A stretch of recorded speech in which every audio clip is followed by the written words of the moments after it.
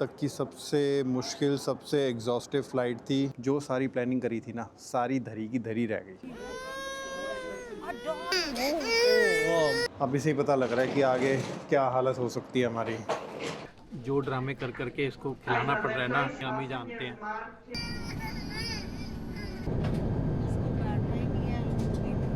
उन्होंने कहा कि आप ये ना दोनों बोतल से एक एक से पी लो। कोई जहर या कुछ ऐसा लेके जा रहा होगा तो उसी पे टेस्ट करेंगे ये। पहले ये तो खिला के देखें इसको। कार्ट वाले ने तो हमें पूरा इग्नोर किया, जबकि खाली जा रहा था। 2-4 बंदे ही थे, पर बाकी खाली था, बट पूरा इग्नोर करके निकल गया आगे। ओ करना, तेरी वीडियो पे गई ओए।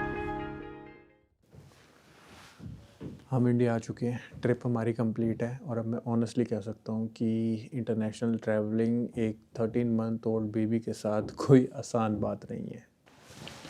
और अगर आप ये सोच रहे हो कि ये सब मैनेजेबल होगा, ये वीडियो आपको रियल पिक्चर दिखाएगा।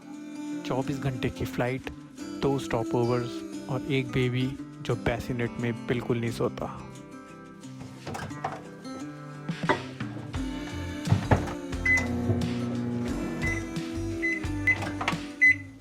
टाइम हो रहा है सुबह के 6:30।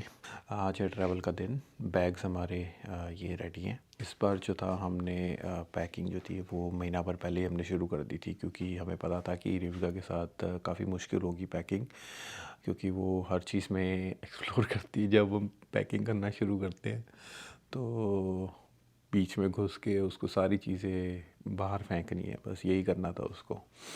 तो हर वीकेंड पे हमने थोड़ा थोड़ा करके पैकिंग अपनी निपटाई है। पिछली बार जब हम गए थे हमने यही फ़्लाइट्स ली थी, तब तो 5 मंथ्स की थी, तो आराम से सो गई थी बैसिनेट में। बट अब जब वो जा रही है तो वो 13 मंथ्स का बेबी है, और 13 मंथ्स का बेबी आप सबको पता ही है कि कैसा होता है। उसको हर चीज़ एक्सप्लोर करनी है, हर जगह टच करना है, हर जगह जाना है। और तो वही चीज़ सोच सोच के टेंशन हो रही है। और दूसरी टेंशन ये है कि खाना क्या खाएगी। मतलब आप अपनी तरफ से तो प्रिपेयर कर ही सकते हो कि मैं ये भी ले चलूँ वो भी ले चलूँ, बट डिपेंड करता है कि बेबी क्या खाएगा। एक चीज़ उसको जो आज अच्छी लग रही है कल वो बिल्कुल नहीं खाती। ये तो भगवान ही जानता है कि वो क्या खाएगी और क्या नहीं खाएगी।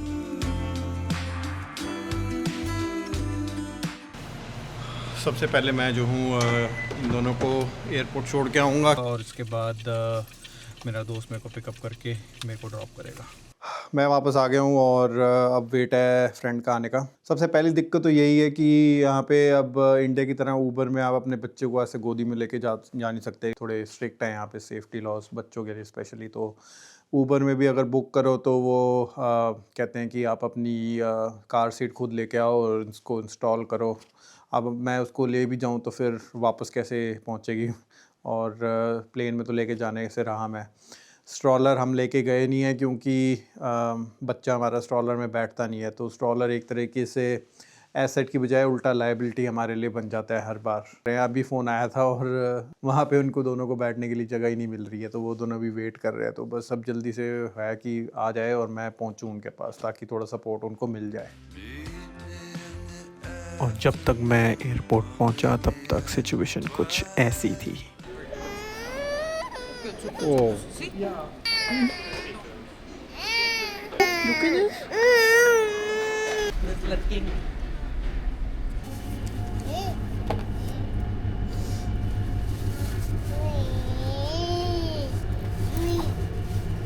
तो चेक इन हो गया और थोड़ा सा टाइम लगा चेक इन में, क्योंकि कुछ इनके सिस्टम्स काम नहीं कर रहे थे। मीनवाइल रिविका का बुरा हाल था क्योंकि उसने सुबह ब्रेकफास्ट में कुछ खाया नहीं, एंड पूरा टाइम चेक इन से लेकर सिक्योरिटी क्लियर होने तक आई थिंक आधा पौना घंटा तो लग ही गया था हमें। पूरा टाइम वो बेचारी रोती रही है, क्योंकि अब सिक्योरिटी में अब कहाँ उसको फीड कराएं, कैसे करें। फाइनली थोड़ा सा अब सो रही है, थोड़ा सा उसको फीड कराया है। और इसी बीच घर से लाए अचार और पालक के पराठों से हमने अपनी पेट पूजा करी। And if you are clearing US immigration and security with a baby, then you can carry fresh fruits alongside the regular baby food. Take off से पहले रिविका को थोड़ा सा खाना खिलाया, और टेक ऑफ के बाद सोचा आने वाले मुश्किल टाइम को झेलने के लिए एक कड़वा घूंट पी ही लिया जाए।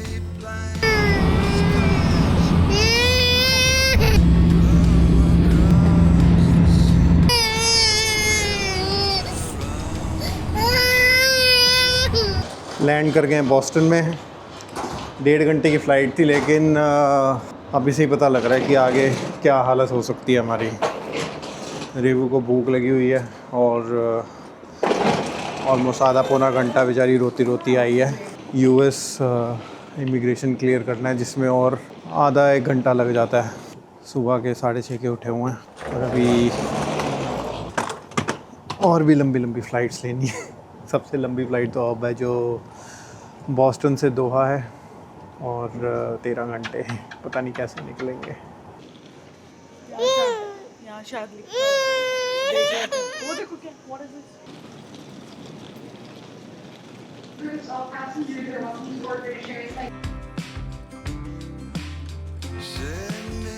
अब इस प्रॉब्लम के लिए सबसे पहले हमने एक आइसोलेटेड जगह पकड़ी और रेबिका को वहाँ बिठा के प्लान आउट किया। थोड़ी सी फ्रूट प्यूरी, घर की बनी स्पिनिच रोटी उसको खिलाना शुरू किया, जिसके साथ साथ थोड़े से मखाने और डेजर्ट में डेट्स के लड्डू। और इस बीच चवी गई इसकी बॉटल्स वॉश करने, जिसके लिए लिक्विड वॉश और ब्रश हम साथ ही लाए थे, क्योंकि 13 घंटे की फ़्लाइट से पहले हम मैक्सिमम बॉटल्स क्लीन लेके चलना चाहते थे। जो ड्रामे कर करके इसको खिलाना पड़ रहा है ना, ये तो जानती नहीं, हम ही जानते हैं।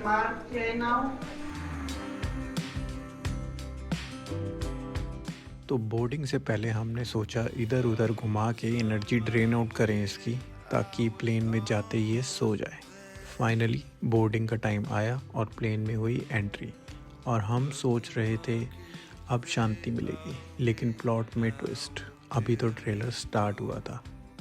स्नैक्स में थोड़े से मखाने दिए और 2 मिनट के लिए ऐसा लगा कि पेरेंटिंग जीत गई।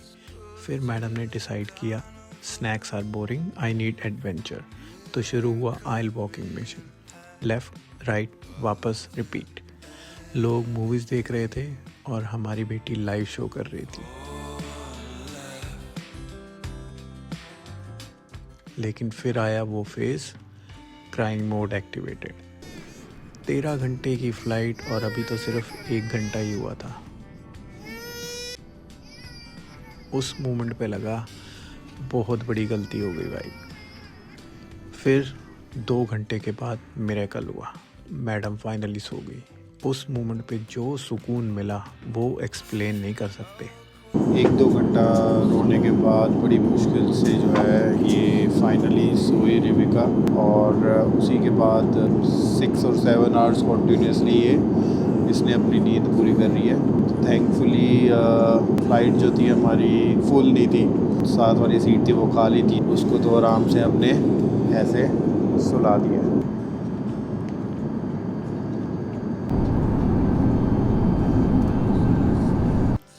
और इसी बीच आया हमारा खाना, जिसमें क्या था फ्रैंकली मुझे कुछ याद नहीं। बस याद यही है कि जो भी मिला फटाफट खा के भूख शांत करी।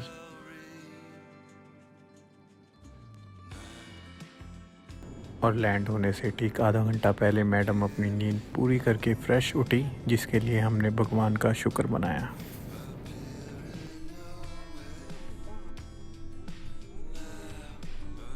दोहा एयरपोर्ट पे ट्रांसफ़र कर रहे हैं अभी हम, और अभी जस्ट सिक्योरिटी क्लियर करी है।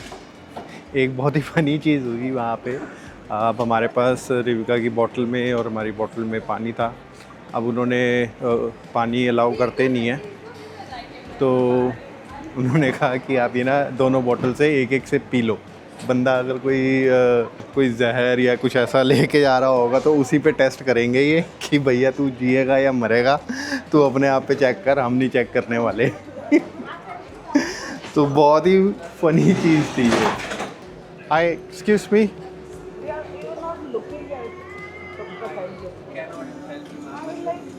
This information desk, they might will help you. There's one information desk over there. Okay, gate हमारा C26 है। काफ़ी आगे जाके एक ने कहा कि मेट्रो ले लो, अगले स्टॉप से उतर के नीचे उतर के और चले जाओ, बट काफ़ी दूर है। 1-2 जनों को हमने यहाँ पे जो कार्ट लेके जा रहे होते हैं उनको रोकने की कोशिश करी है, बट अच्छा ये मेट्रो है ऊपर। कार्ट वाले ने तो हमें पूरा इग्नोर किया, जबकि खाली जा रहा था, 2-4 बंदे ही थे, पर बाकी खाली था, बट पूरा इग्नोर करके निकल गया आगे। पहले रेबिका को कुछ खिला लेते हैं, उसके बाद चलते हैं, क्योंकि जब तक इन जनाब के पेट पूजा नहीं होगी तब तक हम आगे नहीं बढ़ सकते। खा लो।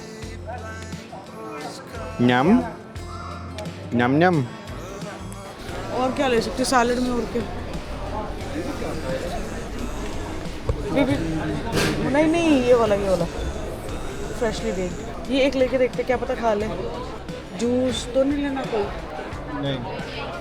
पहले जो हमें शटल वाले भैया ने इग्नोर किया था, तो अब मैं जा रहा हूँ शटल रजिस्ट्रेशन डेस्क पे, वहाँ पे देखते हैं अगर कोई खाली शटल मिल जाए। उनको रास्ते से ही पिक करता हूँ मैं, और आगे हमारा C26 गेट है, C26 गेट की तरफ चलेंगे।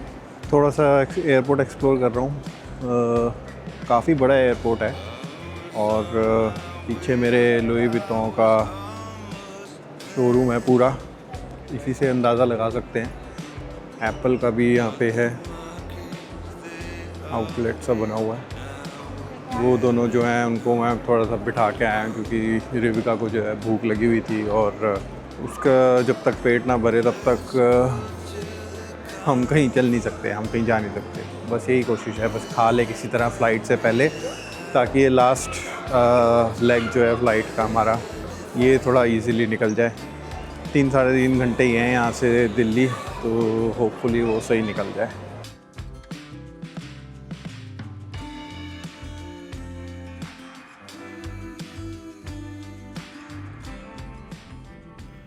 अब आया टाइम आज की आखिरी फ़्लाइट झेलने का। हौसले टूट चुके थे, थकावट पूरी थी, पर फिर भी दिल में ये उम्मीद थी कि ये फ़्लाइट भी किसी तरह आराम से निकल जाएगी। लेकिन प्रॉब्लम ये थी कि हम सेंटर में थे, और लेफ़्ट और राइट साइड 2 और इन्फेंट्स थे जो बहुत रो रहे थे, और उनकी आवाज़ से रिविका डिस्टर्ब हो रही थी और बीच बीच में खुद रोना शुरू कर देती। इस सिचुएशन को टैकल करने के लिए हमने पूरी कोशिश की। रिविका को डिस्ट्रैक्ट किया, उसके साथ प्ले किया, जिसमें कभी कामयाबी मिली तो कभी हार का मुंह देखना पड़ा। इन मुश्किलों से जूझ ही रहे थे कि ये अनाउंसमेंट हुई, जिसके थोड़ी देर बाद हम लैंड करे दिल्ली में, और हमने चैन की सांस ली, ये सोच के कि सफ़र अब ख़त्म हुआ। पर अभी पिक्चर थोड़ी सी बाकी थी। ये निकालना जरा, जैकेट वैकेट में टोपा पहनना पड़ेगा। हो गया कि तुम्हें ही पहनाना है, मैं तो ना पहनाऊंगी।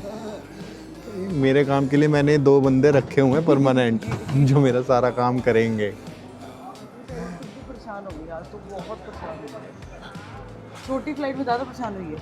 छोटी फ्लाइट में ज़्यादा परेशान हुई है, सही बात है। बड़ी तो सो गई 12 घंटे वाली में। सारी प्लानिंग जो है ना, वो दरी की दरी रह गई। हमने जितनी कोशिश करी थी, जितना हमने प्लान किया था, वो भी चक्कर है, छोटी फ्लाइट में बच्चे ज़्यादा थे।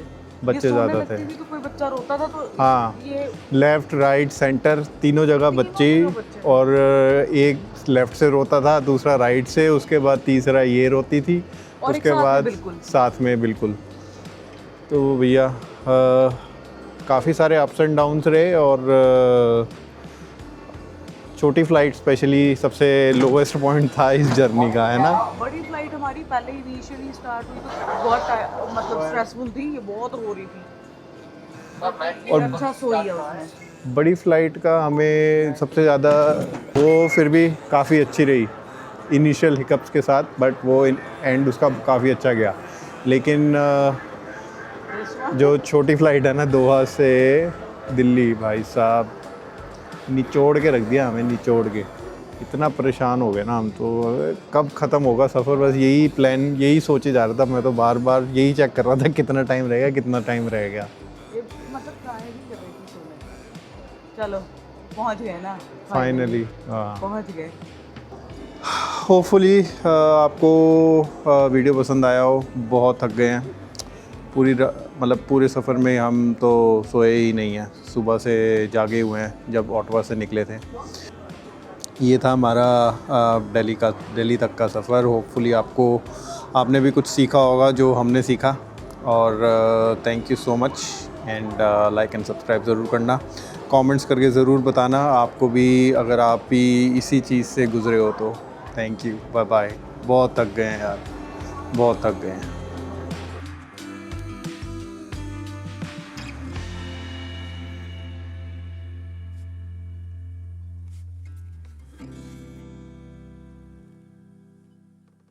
3 दिन के लिए जाना है और इतना सारा सामान।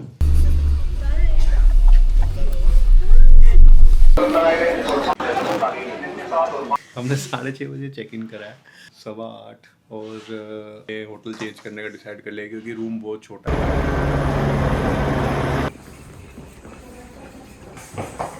बाकी भवन पे जाके देखते कितना टाइम लगता है हमें।